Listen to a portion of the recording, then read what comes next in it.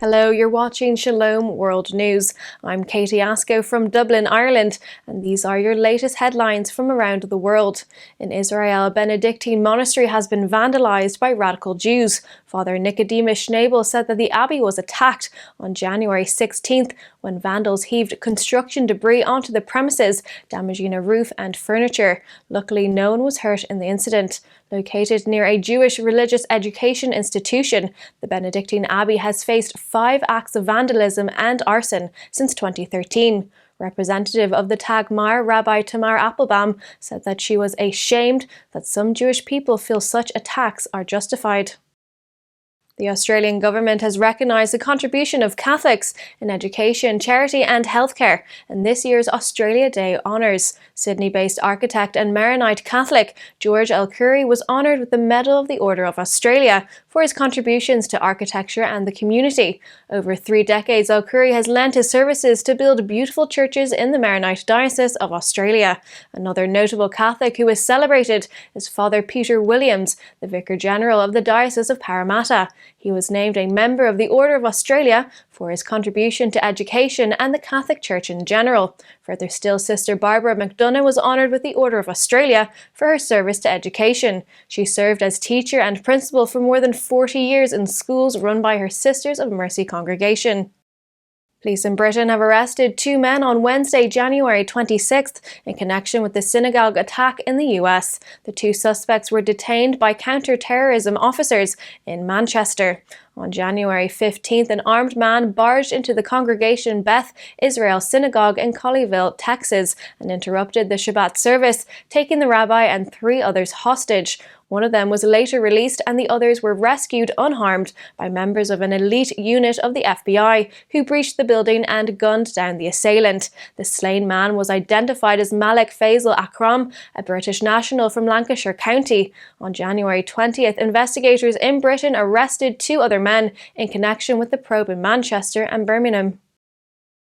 As the Catholic Church observes World Day of Prayer for Consecrated Life on February 2nd, parishes across the United States will remember the cause over the weekend of February 5th and 6th with various events. Each parish will celebrate the gift of consecrated life with prayers, says Bishop James Chacchio, chairman of the United States Conference of Catholic Bishops Committee on Clergy, Consecrated Life and Vocations. He said that the witness of consecrated men and women should encourage all to aspire for greater holiness. The Day of Prayer falls on the feast of the Presentation of Jesus and was instituted by Pope St. John Paul II in 1997.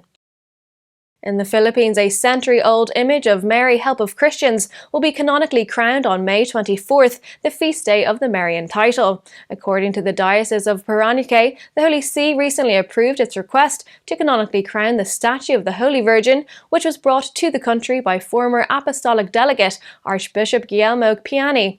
This year marks the centenary of the arrival of the apostolic delegate in the Philippines.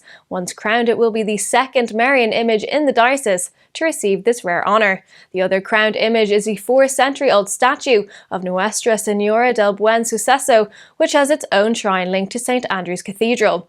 It was crowned on September 8, 2000.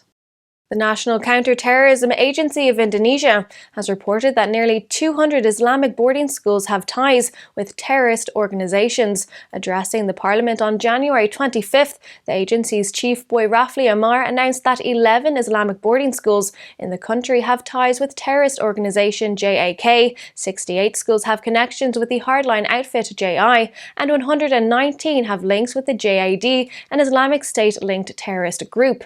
Of these Islamic terrorist networks, the JID was behind the deadly 2016 attack in Samarinda, the 2018 attacks in Surabaya, and the 2021 Palm Sunday attack in Makassar. On the other hand, JI was behind the 2002 Bali attacks, which killed more than 200 people, and has carried out several attacks on churches across the Asian country.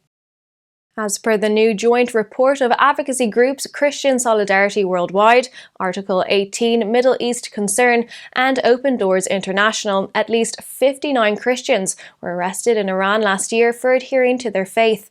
While 30 Christians were sentenced to jail, 34 others were detained by the authorities. The The report also accounts that at least 209 individuals were affected by judicial rulings, 35 of whom reported intense psychological torture. The report says that the actual numbers could be much higher, as many cases are unreported.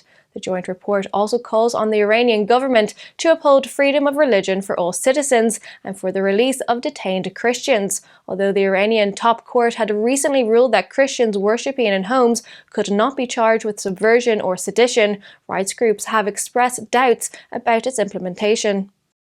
With thousands of people starving and the majority of its population living in poverty, Afghanistan is experiencing the worst humanitarian crisis in its modern history. Silvia Barlocco, grant manager at Kabul's emergency hospital, has appealed for international action to ensure that political issues do not obstruct the nation's need. Barlocco is one of the humanitarian workers who make up a team of 1,400 working in 3 hospitals and 40 rescue stations in the country. She stated that 24.4 million people, or more than half of the Afghan population, will require assistance this year, and that 2 out of every 3 children are in danger of malnutrition. Foreign nations shut off Afghanistan's access to international finance and froze the Afghan central bank's $10 billion in overseas assets after the Taliban came into power last August. This has caused the government's finances to collapse, leading to the current catastrophe. Those are your latest headlines. Do join us again tomorrow and visit swnews.org for more updates. Shalom.